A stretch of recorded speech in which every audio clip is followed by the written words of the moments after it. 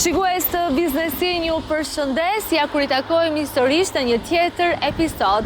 Sot në fakt jemi zhvendosur në qytetin e Flamurit në Vlorë dhe nuk ishte si të mungonte Vlora jone dashur në këtë muaj festiv. Vlora jone, historisë kombëtare e Flamurit, por mbi të gjitha e vlerave që bart. Sot në fakt, përpos faktit se do njihemi me historinë e jashtëzakonshme të suksesit të një vlonjati tipik, ne do zhvendosemi gjithashtu edhe në dy pika mjaft të rëndësishme historike të qytetit të Vlorës, siç është Kalaja e Kaninës apo lagja më e vjetër e Vlorës, lagja Muradie. Qëndroni me ne.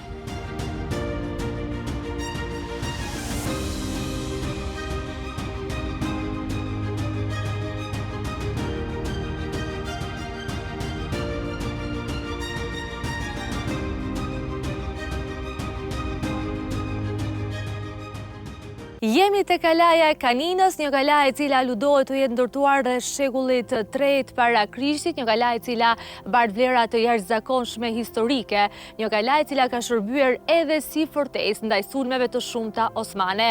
Gjithashtu, ky vend ka nxjerr edhe personazhe shumë të njohur të historisë shqiptare, apo jo Eno?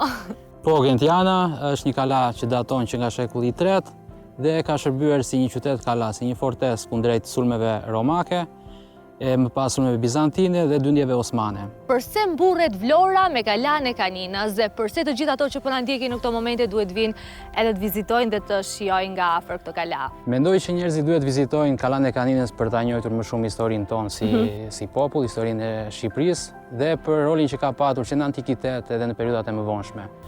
Ka patur një rol të rëndësishëm në ruajtjen e identitetit tonë dhe në përballjen që u kemi bërë sulmeve të ndryshme dhe për faktin që ne kemi mbetur Shqipëri dhe shqiptar. Eno, mund të na thuash ndonjë histori të gjyshit për Kalanë e Kaninës? Besoj e rritur me histori të ndryshme. Po, është historia e princeshës Rugjina të Ballshajve. Nuk e di me thënë drejtën sa legjenda apo e vërtet është, por kjo princeshë në vitet 1400 I ka bërë ballë sulmeve osmane dhe ka pat një rezistencë shumë të gjatë, të cilën deri në një pikë ka luftuar dhe më pas është tërhequr në Kalanë e Gjon Poçarit, që është më në jug të Shqipërisë. Dhe me 400 njerëzit e saj më besnik, duke mos I bërë më ballë sulmeve osmane dhe dyndjeve të ushtrisë osmane, ka kërkuar nga besnikët e saj që të mbush një kuvertën e anijes me dhe shqiptar nga toka që jemi në këtu përreth. Dhe ka lënë amanet që ditën që do vdiste të mbulojmë edhe shqiptar, sepse ka vdekur jashtë territorit të Shqipërisë.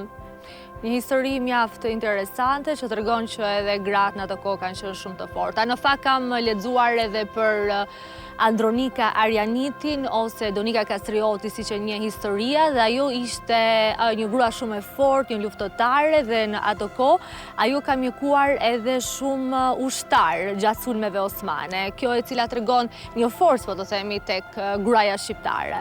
Po, roli I grave gjatë asaj periudhe ka qenë I pazvendësueshëm. Dhe si që të dhe ti ka ndihmuar, le të themi si infermiera apo si mjeke në kurimin e ushtarëve dhe mbarvajtjen edhe të administrimit të vendit në atë kohë.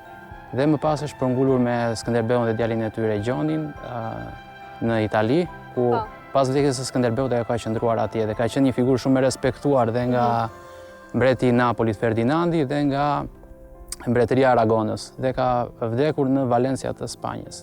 Pra, pikërisht princesha më e njohur e gjitha kohërave, princesha Arbërisë ose bashortja e heroit ton kombëtar, është pikërisht nga ky vend dhe ajo ka kaluar këtu, le të themi, 23 vite jetë. Po.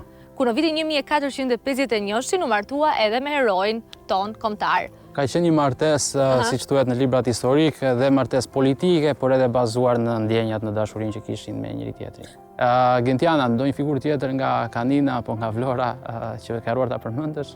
Të vjen në mendje? Unë kam lexuar në fakt dhe ka shumë personazhe ose figura të njohura të historisë që kanë dalë pikërisht nga Kanina dhe aludohej që edhe Ismail Qemali ka një lidhje të ngushtë me Kaninën. Po, Ismail Qemali është nga Kanina dhe familja e tij është përngullur, do të thënë jati I tij nga Kanina drejt Vlorës. Dhe rolin e Ismail Qemalit besoj e dim të gjithë shqiptarët që është krijuesi I shtetit shqiptar në 1912-ën. Për çfarë mburret Vlora tjetër? Ter Vlora ka më shumë heronj se që mund të përballoj. Dhe gjithë vlonjatët janë gjithmonë gati për t'i treguar njerëzve pse Vlora qyteti më i mirë në botë apo kontributet e Vlorës. E kemi i qik në vlonjatët. Dhe sigurisht edhe ne të gjithë duam pafund Vlorën për shkak edhe të vlerave historike që ajo bart në vete. Për ta lidhur edhe me vendin historik ku jemi, i cili është padyshim një nga monumentet më të rëndësishme të jugut, një monument i kategorisë së parë i cili është edhe i mbrojtur. Doja të pyesja edhe për lagjen Muradije, një nga lagjet më të vjetra të qytetit të Vlorës. Po, lagja Muradije është një lagje shumë e vjetër dhe përreth Muradijes dy lagjet e tjera kanë përbërë në vetë qytetin e vjetër të Vlorës. Nuk është shtrirja që është sot nga pjesa e Bregdetit, po është më i tërhequr brenda. Për çfarë ka shërbyer kjo lagje? Lagja Muradije, jo gjithmonë heronjt kanë emër dhe janë të shkruar në librat e historisë, ndonjëherë edhe populli në vetë është hero me aktet dhe gjërat që bëjnë. Gjatë luftës së dytë botërore, popujt e persekutuar në atë periudhë kohe, banorët e lagjes Muradije i kanë strehuar aty, i kanë veshur si shqiptar dhe gjatë pushtimit të Gjermanisë naziste kanë pranuar që t'japin Floririn dhe t'japin pasuritë që ata kishin dhe nuk kanë dhënë asnjë hebre. Pra kanë mbrojt miqtë e tyre, le të themi, që kjo është një virtyt shumë i madh, jo vetëm i Vlorës, por gjithë shqiptarëve kudo që janë. Po, dhe në periudat më të mëvonshme, në luftat e viteve 99, kanë qenë shumë familje kosovare që janë strehuar në Vlorë. Me të vërtet, jeno këtu është një pamje mrekullueshme kësaj kalaje, e cila ofron shumë çka, duke filluar nga qyteti mrekullueshëm i Vlorës, deti, por edhe Monti Hotel Agroturizëm, i cili është shumë afër Kalas. Sa minuta është në raport me Kalan? Në raport e si është diku tek 3-4 minuta. Dhe në vetë Hotel Montis, arkitektura që ka përdorur është e frymëzuar nga kalaja, nga muret e Kalas dhe ngjan me një kështjellë elegante moderne. Pra është frymëzuar pikërisht nga këto muret e kësaj Kalas, të cilat bartin një histori të lashta dhe iliria, se siç e cekëm edhe në fillim, është një kala e cila fillimet e saj i ka qenë në Ilirinë e vjetër. Po, që në periudhën e Pellazgëve ose të Ilirëve ka debate në librat e historisë për këtë pjesë, po është një kala shumë e vjetër dhe mbart me të vërtet vlera, sidomos për ne vlonjatët që jetojmë këtu afër.